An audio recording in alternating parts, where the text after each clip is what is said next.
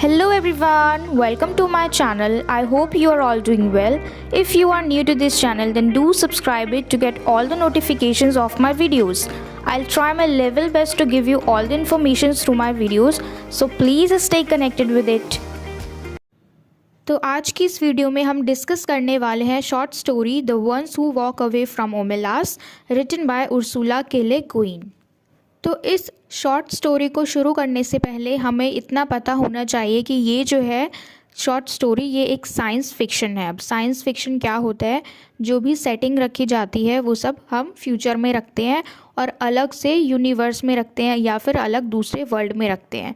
ठीक है, तो इसलिए हम इसको क्या कहते हैं, science fiction.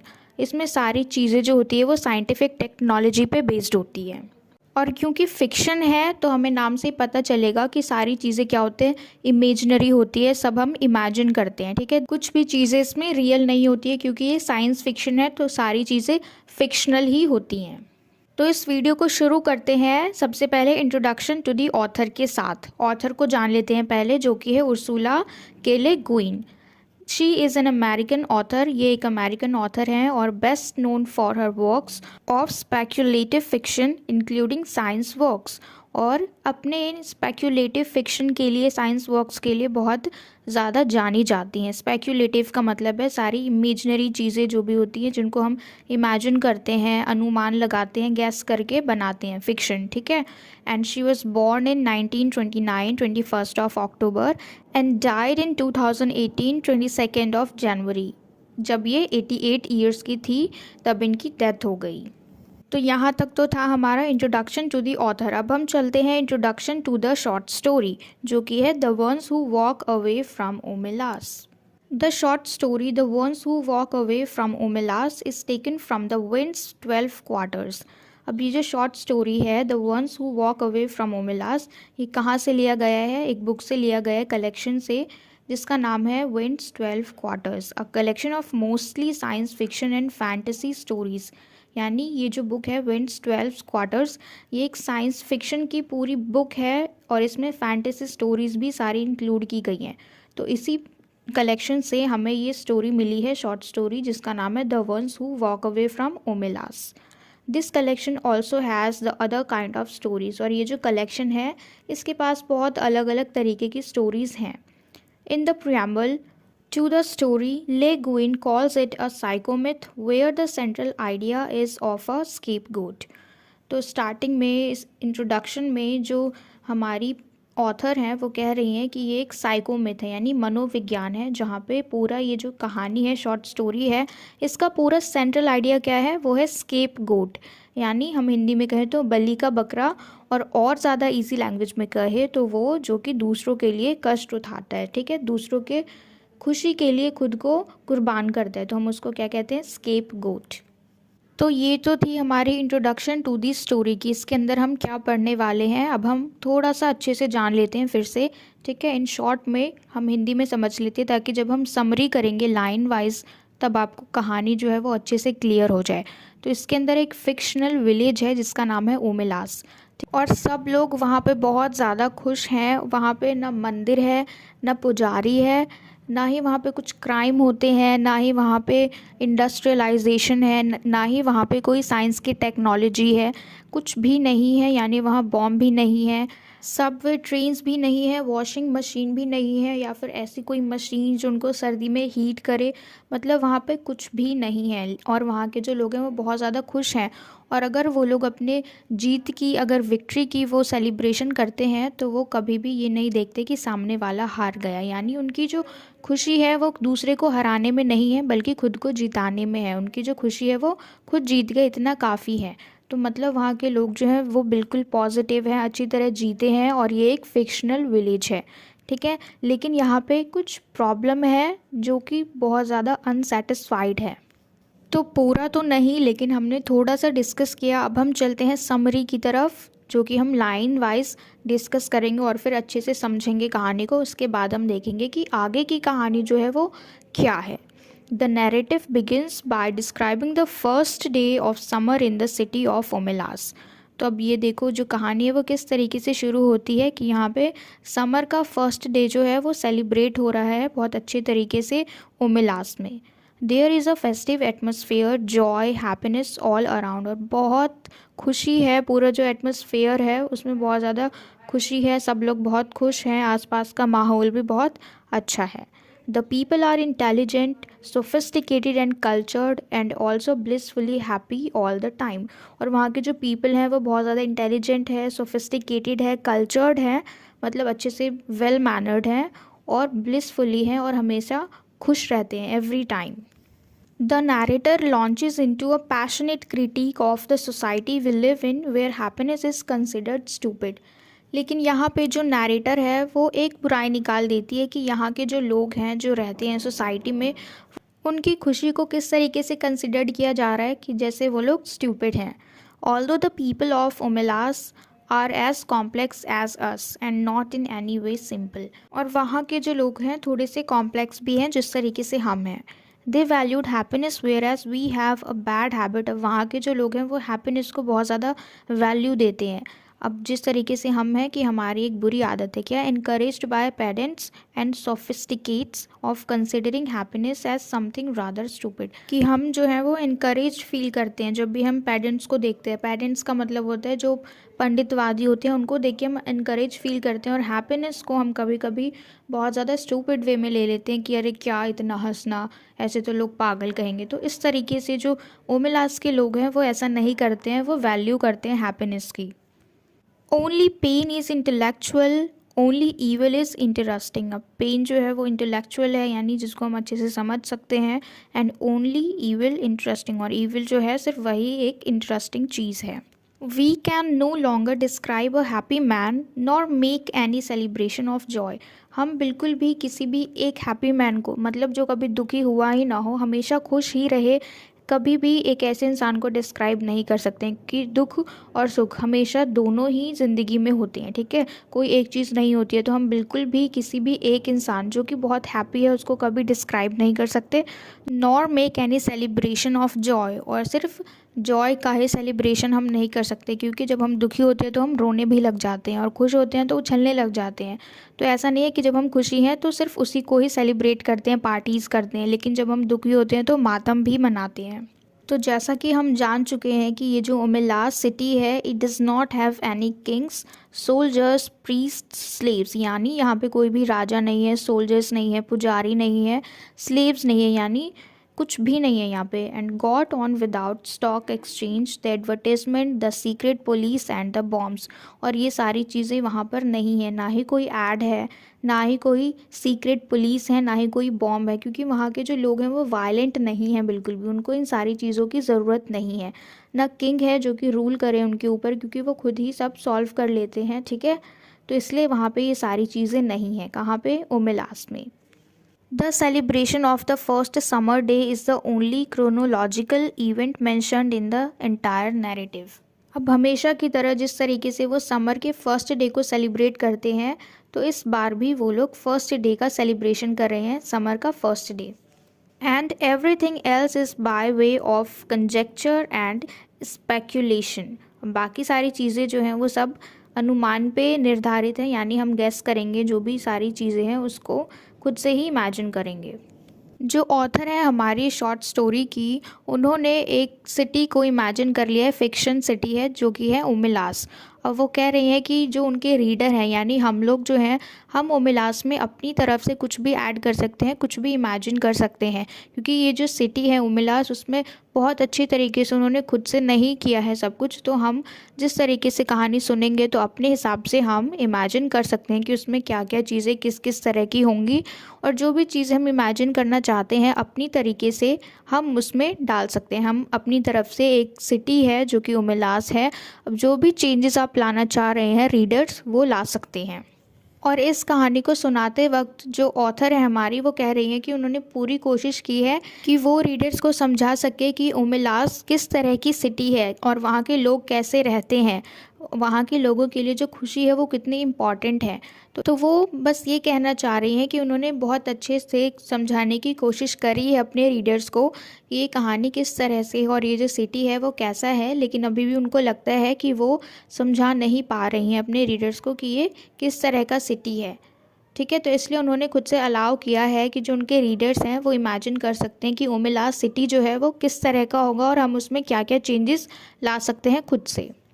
Omelas is an amorphous imaginary space, and this becomes abundantly clear when the narrator invites the reader to create Omelas। अब देखो ये Omelas किस तरह का जगह है, बिल्कुल आकारहीन, यानी हम उसमें अपनी तरफ से चेंजेस ला सकते हैं, और इमेजिनरी है space, and this becomes abundantly clear। अब मतलब हर चीज़ क्लियर है कि किस तरीके से जो इनवाइट कर रही हैं हमारी नरेटर अपने रीडर्स को कि हम खुद से ही ओमेलास को क्रिएट करें अपनी इमेजिनेशन के थ्रू। जैसा कि उन्होंने स्टार्टिंग में ही बोला था कि फर्स्ट डे समर का वो सेलिब्रेट कर रहे हैं, तो मतलब सेलिब्रेशन में क्या क्या चीज़ें यूज़ कर रहे हैं, क्योंकि जब हम सेलिब्रेट करते हैं तो सबसे पहले डेकोरेशन करते हैं, यानी सब कुछ सजा हुआ है और बच्चे भाग रहे हैं, बहुत ज़्यादा भीड़ है, मेला लगा हुआ है क्योंकि सेलिब्रेशन हो रहा है फर्स्ट डे का समर का, तो बहुत सुहावना मौसम है, हर जगह फूलों की खुशबू आ रही है, सब कुछ हरा भरा है। तो इस तरीके से हम इमेजिन कर सकते हैं। The narrator then lists some things the reader might want to include in Omelas। अब यहाँ पे जो नरेटर है वो लिस्ट बना रही है कुछ चीज़ों के जिनको हम मतलब इंक्लूड कर सकते हैं ओमेलास में जब हम इमेजिन कर रहे हैं। तो जब हम क्रिएट कर रहे हैं इमेजिनेशन ओमेलास की, तो वो चीज़ें हम उसमें इंक्लूड कर सकते हैं। फॉर इंस्टेंस, यानी for example, they could include fuel less. अब हम उसमें फ्यूल को भी ऐड कर सकते हैं, light source, central heating, Subway trains, washing machines, but certainly not cars and helicopters. अब हम इन चीज़ों को अपने ओमेलास सिटी में डाल सकते हैं। ठीक है, जो हम इमेजिन कर रहे हैं कि ओमेलास जो होगा किस तरह का होगा, इन सारी चीज़ों को हम डाल सकते हैं उसमें, फ्यूल को, लाइट को, सबवे ट्रेन्स को, वॉशिंग मशीन्स को, लेकिन कार और हेलीकॉप्टर्स को नहीं। And if the reader is inclined towards including orgies and drews, they are welcome to do so, but with conditions। अब यहाँ पे क्या कह रहे हैं नरेटर कि जो रीडर्स हैं अगर उनका मन है ऑर्जीज और ड्रूज को, यानी जो अल्कोहल, लिकर वगैरह जो भी होंगी, हम उन सबको ला सकते हैं, लेकिन उसके लिए कुछ कंडीशंस होंगी। Let us not have temples from which issues beautiful nude priests and priestesses already half in ecstasy and ready to copulate with any man or woman, lover or stranger। अब यहाँ पे एक चीज़ समझनी है कि देखो, जो भी हम रिलीजन को मानेंगे वो तो अलाउ है कि हम मान सकते हैं, ठीक है, वो हमारी मर्ज़ी है कि जो भी हम धर्म को माने, लेकिन वहाँ पे टेम्पल्स नहीं होने चाहिए, क्योंकि ये सारी चीज़ें जो हैं वो विवाद को बढ़ा देती हैं। ठीक है, और वहाँ पे पुजारी होंगे, पादरी भी होंगे, लेकिन वहाँ पे टेम्पल्स नहीं होने चाहिए, क्योंकि ये सारी चीज़ें जो हैं वो इश्यूज़ को और ज़्यादा रिजॉल्व की बजाय उलझा देती हैं। और दूसरी बात ये कि अगर कोई चाहे सेक्सुअली इंटरेक्ट करने का तो वो ऑफ़र कर सकता है, इसके लिए भी कोई मनाही नहीं है, सब कुछ अलाउ है। But really it would be better not to have any temples in Omelas, at least not manned temples. और ये अच्छी ही बात होगी कि वहाँ पे बिल्कुल भी टेम्पल नहीं होंगे, यानी कोई भी मंदिर नहीं होगा ओमेलास में। रिलीजन येस, क्लर्जी नो, यानी जो भी हम धर्म अपनाएंगे वो सब तो ठीक है, लेकिन वहाँ पे पादरी नहीं होने चाहिए। For those who like the faint insisted sweetness of drooz which first brings a great lightness and brilliance to the mind and limbs. और वो लोग जो पीने के शौकीन हैं, अल्कोहल, लिकर वगैरह जो भी चीज़ें वो पीने के शौकीन हैं जिससे उनको बहुत ज़्यादा आनंद मिलता है, वो पी सकते हैं।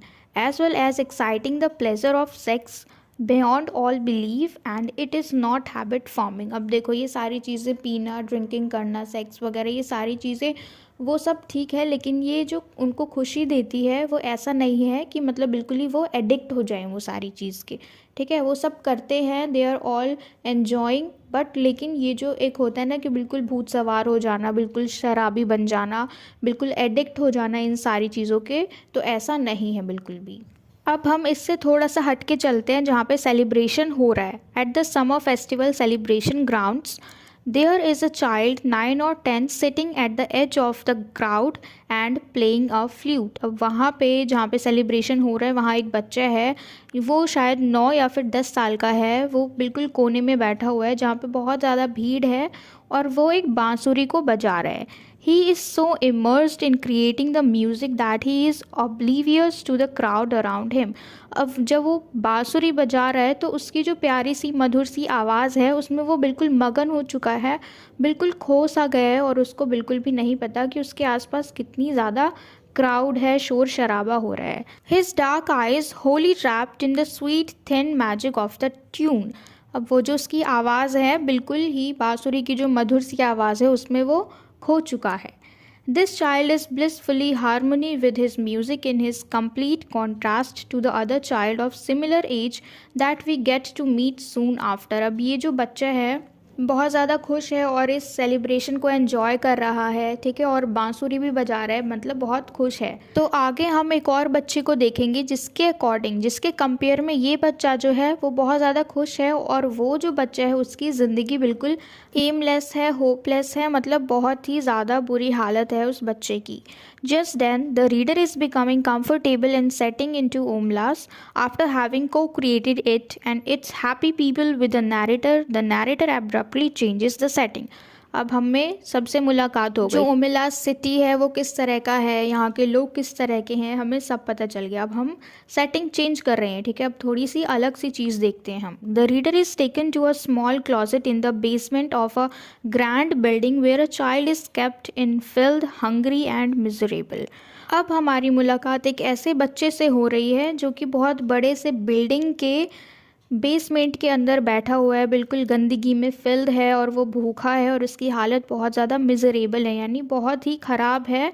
वो बच्चा अकेले ही उस बिल्डिंग के बेसमेंट में कोने में बैठा हुआ है। चारों तरफ अंधेरा है और पूरे वक्त वो जहाँ बैठा हुआ है वहाँ पे अंधेरा ही रहता है, और जो दीवारें हैं छोटी मोटी जहाँ पे छेद हो रखे हैं सिर्फ उसी से रोशनी आती है उसके पास, ठीक है, और कभी भी उसका जो दरवाज़ा है वो नहीं खुलता है। वो बेचारा बच्चा वहीं बैठा रहता है। अब इसकी हालत बिल्कुल आप समझ सकते हैं, इमेजिन कर सकते हैं कि एक बड़ा सा बिल्डिंग है, उस बिल्डिंग का बेसमेंट है, जिस बेसमेंट में एक छोटा सा रूम है, और उस रूम के अंदर वो बच्चा बेचारा अंधेरे में बैठा हुआ है किसी कोने में, जो कि बिल्कुल भूखा बैठा हुआ है, और उसे नहीं पता कि उसको खाना मिलेगा भी या नहीं मिलेगा। जो बिल्कुल ही नेक्ड है, उसने कुछ कपड़े नहीं पहने हैं, और उसके शरीर पे बहुत ज़्यादा घाव हो रखे हैं, सड़े हुए घाव, पुराने घाव जो कि अभी तक ठीक नहीं हुए हैं, और उसको बहुत ज़्यादा दर्द हो रहा है। तो आप, और वो बच्चा हिलता भी नहीं है, बिल्कुल वहीं एक जगह टिक के बैठा हुआ है, और उस पूरे रूम में कुछ भी नहीं है, सिर्फ एक पोछा है, जिस मतलब एक झाड़ू है, और उसके ऊपर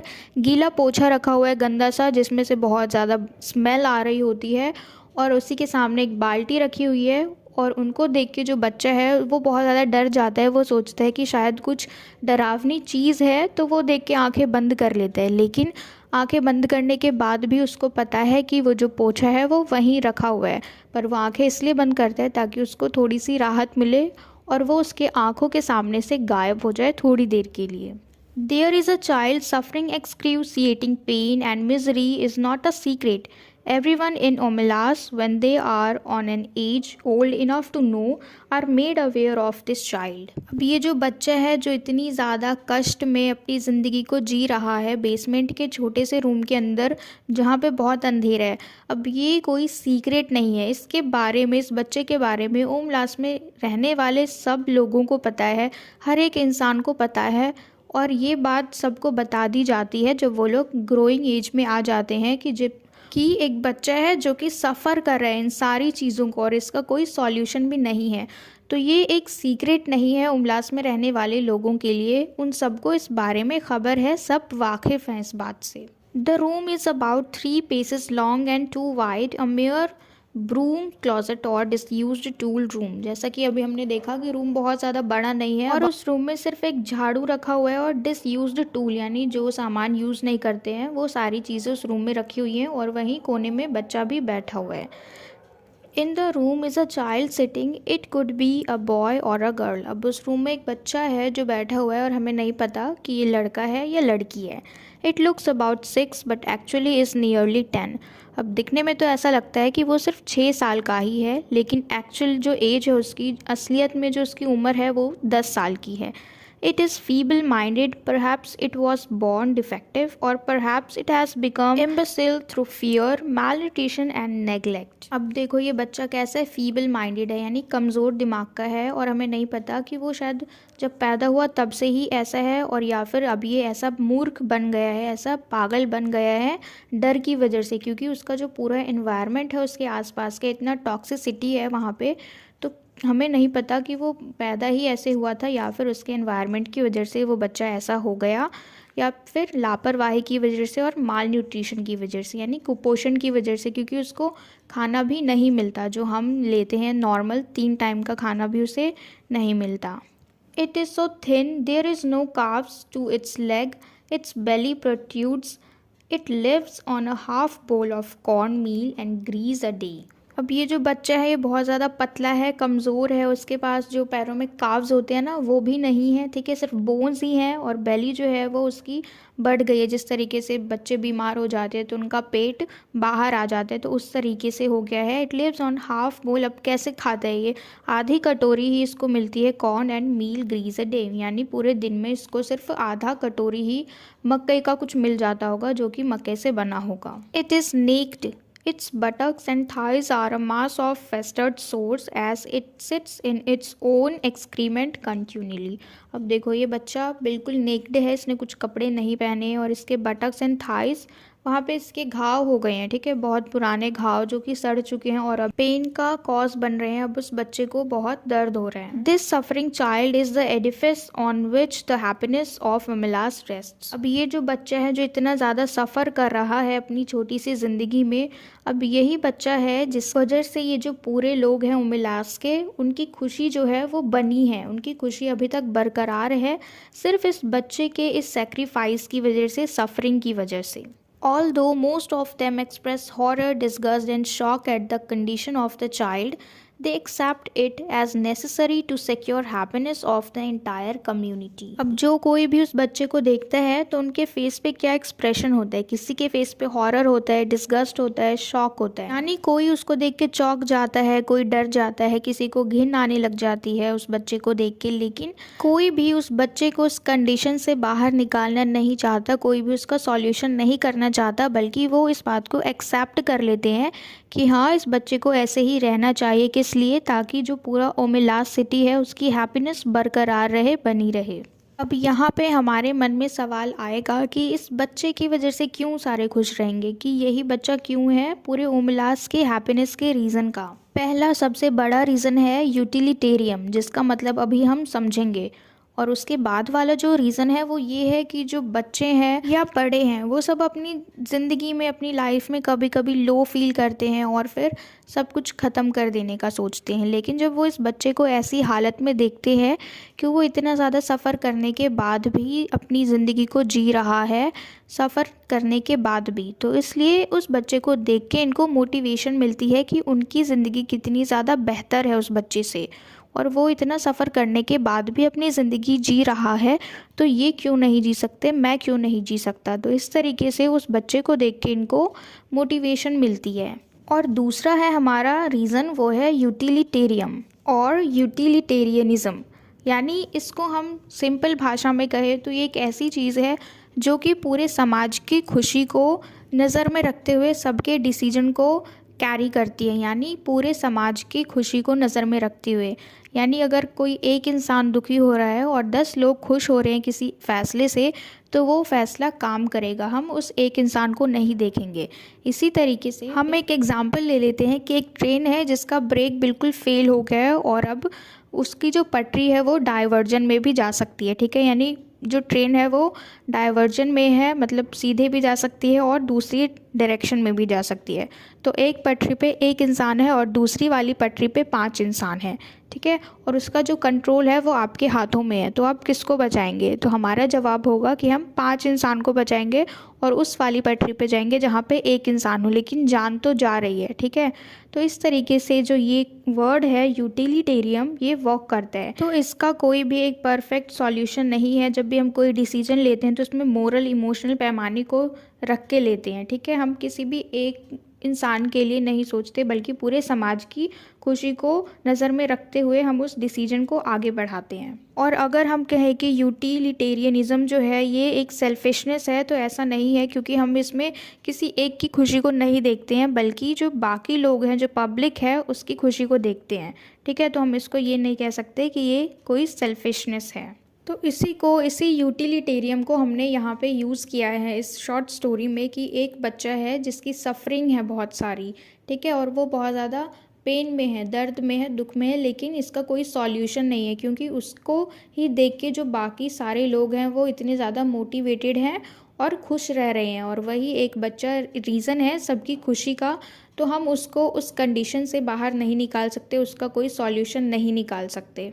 तो अब हम वापस से अपने टॉपिक पे आते हैं। But there are some citizens who conscience does not permit their atrocity and they walk away from Omelas. कुछ लोग जब उस बच्चे को देखते हैं तो वो इस अत्याचार को नहीं सह पाते और वो फिर वहाँ से चले जाते हैं, यानी ओमलास से निकल के कहीं और दूर चले जाते हैं।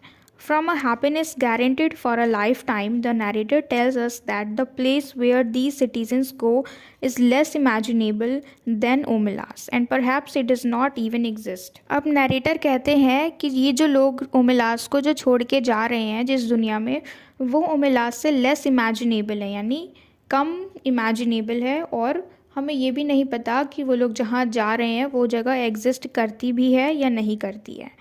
But what is important is that they know where they are going, the ones who walk away from ओमलास। अब देखो, हमें नहीं पता कि वो कहाँ जा रहे हैं और किस जगह जा रहे हैं, लेकिन इम्पॉर्टेंट क्या है कि उनको खुद को पता है कि वो कहाँ जा रहे हैं, और इसलिए इस पूरी शॉर्ट स्टोरी का नाम क्या रखा गया है, the one who walk away from Omelas. तो यहाँ पे सिंपली हमने देखा कि ओमिलास एक फ़िक्शनल सिटी है जहाँ पे सब कुछ बहुत अच्छा है, सब कुछ अरेंजमेंट बहुत अच्छी है, वहाँ के लोग भी अच्छे हैं, लेकिन वहाँ पे सिर्फ एक बच्चा है जो कि सफ़र कर रहा है, किसके लिए, वहाँ के पूरे पब्लिक के लिए, वहाँ की सोसाइटी के लिए। तो इस तरीके से अगर हम दूसरी नज़रिए से देखें, अपनी इस रियल लाइफ में हम थोड़ा सा कनेक्ट करें इस पूरी स्टोरी को, कि ये जो बच्चा है इसको हम सिंबल ले लेते हैं अपनी इस रियल लाइफ में। किस चीज़ की सिंबल? अपनी हैप्पीनेस का सिंबल, यानी किस तरीके से हम डिफॉरेस्टेशन करते हैं, पेड़ों को काटते हैं, इंडस्ट्रियलाइजेशन के चक्कर में कितने सारे ट्राइबल्स को हम डिस्ट्रॉय कर देते हैं। तो इस तरीके से जो हमारी हैप्पीनेस है वो इन सारी चीज़ों पे बेस्ड है, और इसका हम कुछ सॉल्यूशन भी नहीं निकाल सकते। हम उनको डिस्ट्रॉय कर देते हैं अपनी खुशी के लिए, और फिर वो सारी चीज़ें सफ़र करती हैं हमारे लिए, लेकिन हम इसका कोई सॉल्यूशन नहीं निकालते हैं, बल्कि अपनी ज़िंदगी को एंजॉय करते हैं। तो यहाँ पे इसी के साथ हमारी ये शॉर्ट स्टोरी एंड हो जाती है, और मैं उम्मीद करती हूँ कि आपको ये वीडियो अच्छी लगी हो और सारे डाउट्स क्लियर हो गए हों। अगर हो गए हो तो please give me a feedback, let me know in the comment box if you like this video, and do subscribe my channel and share this video with your friends as well so that they can get help from it. Until we meet in the next video, keep learning.